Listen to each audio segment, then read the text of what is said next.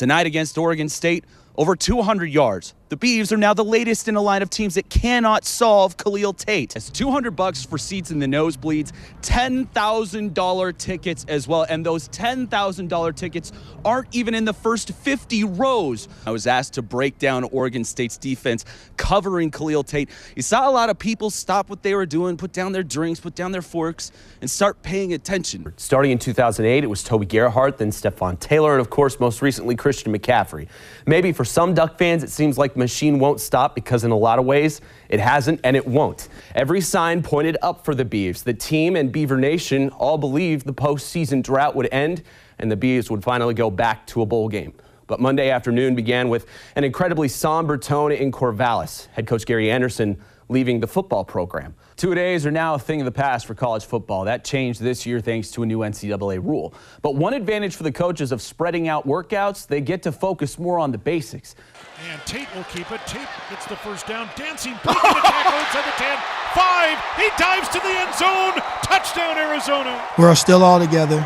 We're still one unit, and I won't let anything divide us. While Khalil Tate was adding to his already lengthy highlight reel, Oregon State was trying anything to stop him in the Arizona rushing attack. But they could not, and they couldn't get anything going on offense. After the game, interim head coach Corey Hall said the coaching staff needed to put players in better position to make stops. If you look at this game, right, and you saw Arizona run weak side, okay? You saw Cal run weak side. So at some point, right, you have to look elsewhere and kind of, adjust. We have to do better, and it has to be top priority. At the end of the day, it's on us. We were making mistakes, technical mistakes, not lining up with doing assignment. So, we kind of bought ourselves in the foot, shot ourselves in the foot. As the season draws to an end, the Beavs are running out of chances to give Hall his first win as a head coach. Corey says he wants to impress on his team and staff that they come back to practice and be ready to keep forging ahead. I expect us to show up and work. Show up and do our job. And our job is to ensure that our players, offensively and defensively, have a fighting chance. So now it's on us as the players to come together and move forward in a positive direction. There was no inspirational speech.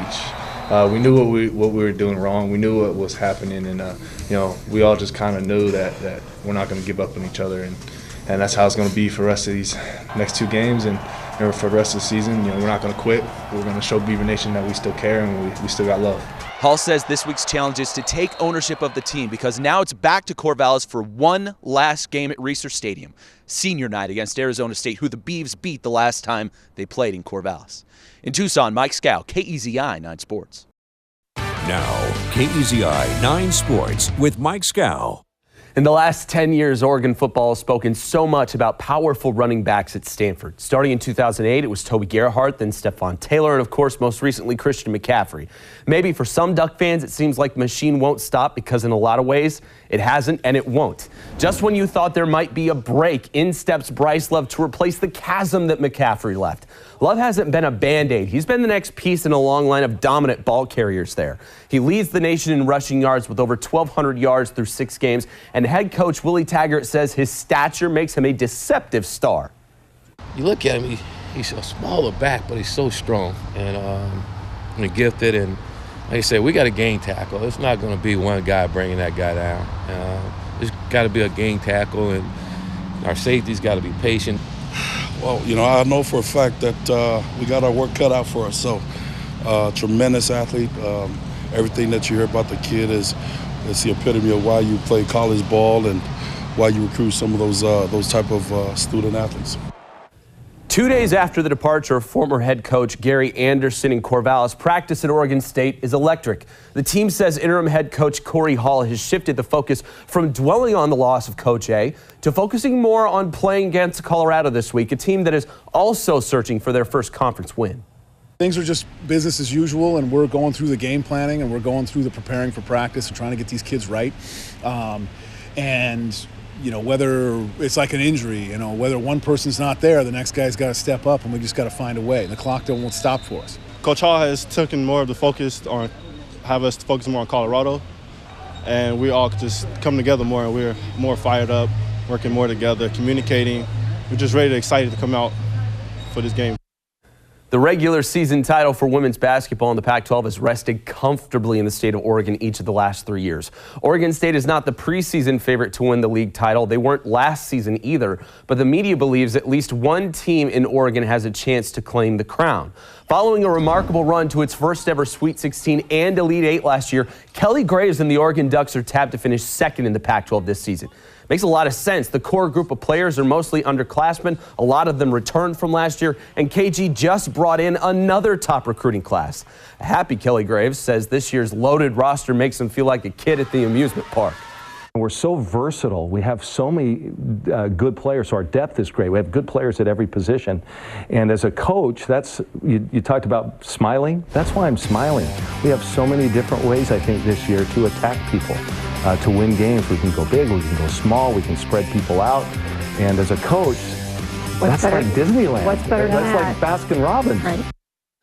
Three-time defending Pac-12 champ Oregon State was picked to finish fourth in the poll, but we remember how that turned out last year for the Bees when they won the thing and they were not tabbed first.